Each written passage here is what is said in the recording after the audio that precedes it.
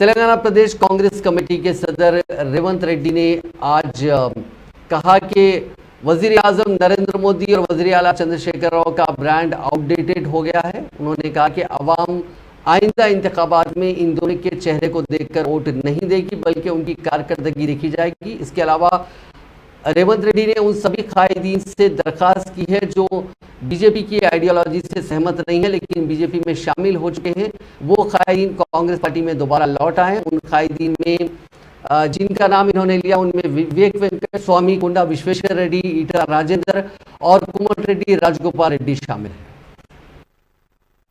కర్ణాటక ప్రజలు వీరోచితంగా ఎదురొడ్డి నిలబడి తిప్పికొట్టారు. దేశం మొత్తం కేంద్ర ప్రభుత్వం పరిపాలనను స్తంభింపజేసి గాలికి వదిలేసి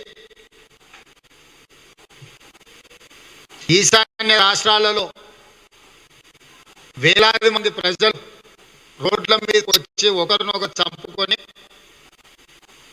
ఆర్మీ జవాన్ల కాల్పుల్లో చచ్చిపోతున్నా, శాంతి భద్రతలు పూర్తిగా దెబ్బతిని సామాన్య ప్రజలు నరుక్కొని చచ్చిపోతున్నా, ప్రధానమంత్రి హోంశాఖ మంత్రి సమీక్షించి నియంత్రించి ప్రజల మాన ప్రాణ ఆస్తులకు రక్షణ కల్పించాల్సింది గాలికి వదిలేసి కర్ణాటక రాష్ట్రంలో ఎన్నికలలో నెగ్గాలి అని దాదాపుగా 20 రోజులు నరేంద్ర మోడీ, అమిత్ షా, జేపీ నడ్డా నుంచి మొదలు పెడితే కేంద్ర మంత్రులందరూ కూడా కర్ణాటకలో మోహరించారు.